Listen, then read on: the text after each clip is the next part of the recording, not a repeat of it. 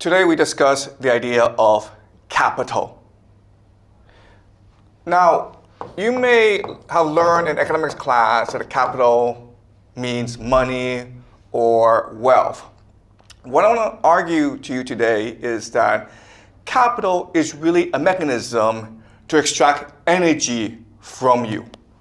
Okay?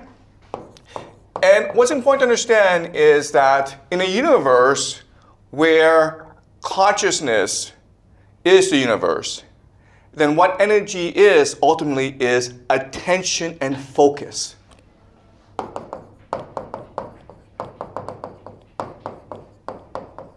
Okay? So it's not enough for you to work at something, you also have to concentrate on it in order for capital to extract energy from you. Okay? All right. So with this in mind, let's discuss an example. All right?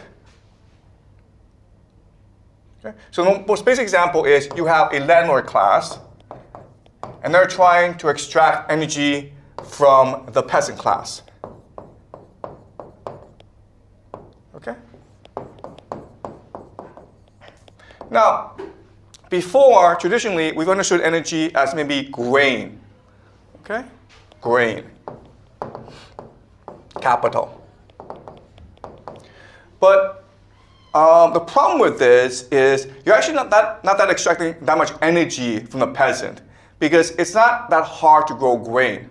Also, grain can be stored. Okay? So, in other words, as a landlord, your priority is not necessarily just to extract rent from the peasant.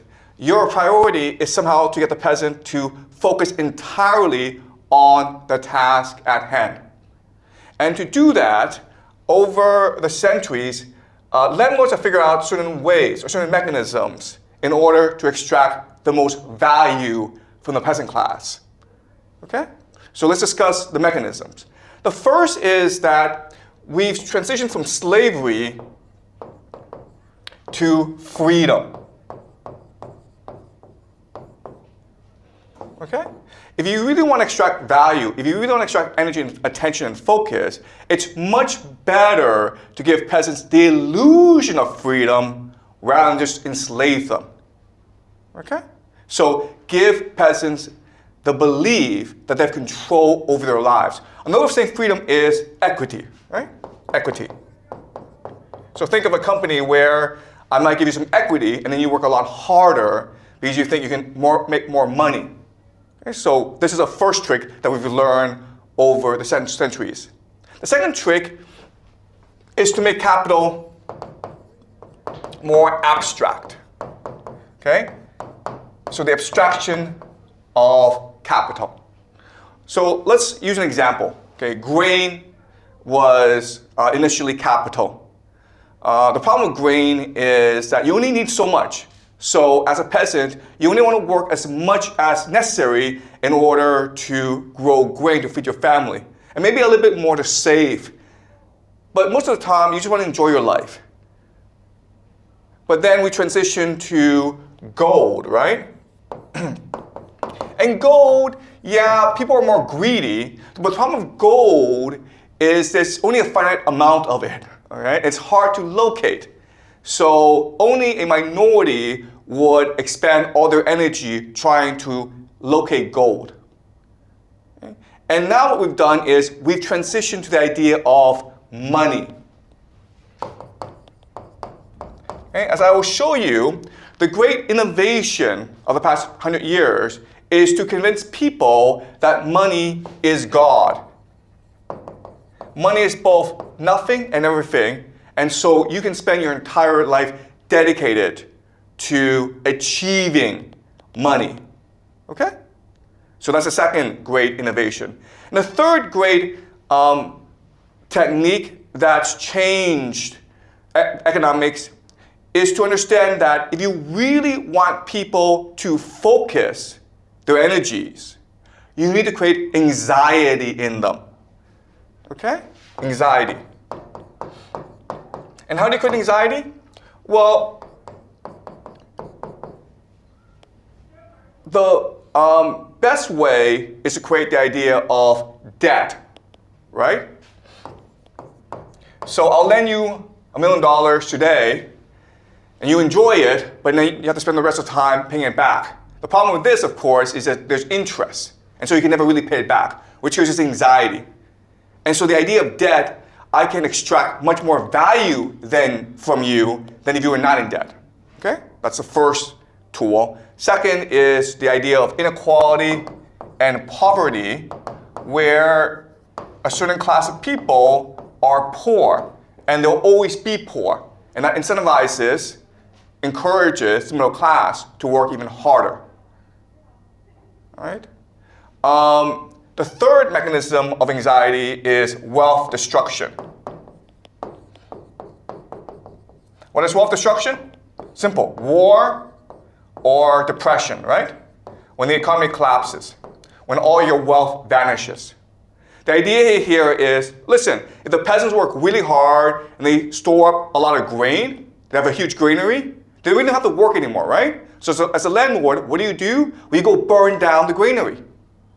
All right? So war is not just a mechanism to expand capitalism, but it's also a way to make people more anxious because you destroy their wealth and therefore they have to work a lot harder. Okay? So again, in economics class, you may taught that the point of capitalism is to accumulate more capital. No, guys. The point of capitalism is to focus the energies of the peasants. Okay? Because the attention, the focus, is what makes society much more energetic.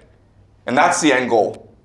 All right? So if society is wealthy, that's actually a good thing because it makes people lazy and complacent. And so the way to resolve this issue is by constantly engaging in wars and by having the boom-bust cycle that you might learn in economics class, right? So in economics, you might learn that the boom-bust cycle is natural to capitalism. It is not natural to capitalism. It is artificial. The people in charge artificially destroy economies, to destroy wealth, to make the peasants work a lot harder.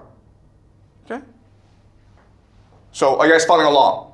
Okay? So that's the strategy that we've learned these past few centuries. And that's why in today's society, we are the wealthiest society ever in human history, and yet at the same time, we are the most miserable, we are the most anxious, and we are the most in debt, okay? Because the landlord class, the capitalists, the elite, what they figured out are three mechanisms in which to extract as much energy from us as possible. First is to give us the illusion that we have freedom in our lives, we have the freedom of choice, that we have equity in society. We can vote for our leaders. When in reality, it's all just an illusion. Okay? Second is to make money God, the end-all and be-all, both nothing and everything, the very focus of your life.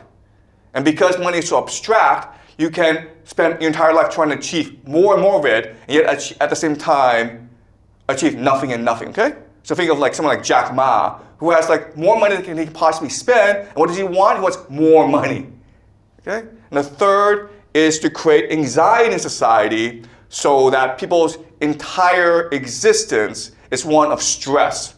And as a result, people are much more focused on work and wealth creation.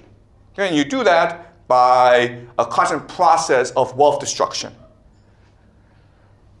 All right? So, but the problem, of course, is that when you push people too hard, when it becomes so obvious you're exploiting people, then people will eventually revolt against you. So the solution that we figured out is, what we can do is we can actually move, okay? The landlord class can actually move somewhere else. And so when the anxiety becomes overwhelming, what will happen is the peasants will destroy each other, and the landlord moves somewhere else to the capital, and they'll come back when the peasant class have completely exhausted themselves, and they're willing to rebuild society, okay? And this process is what rules the world today. It is what we call transnational capital. In other words, the wealthy people of the world, they have absolutely no loyalty to nation or to people or to place. They only have loyalty to their capital. And they're willing to move to wherever they can, wherever they have to, in order to keep their capital safe and to grow it. And that's why a lot of people today are moving to Dubai or Hong Kong or Singapore. They don't care. They may not be all that place, but they'll go wherever they need to in order to pay less taxes, in order to avoid the social conflict created by their policies, okay, in order to find better investment opportunities. And this system is what rules the world today.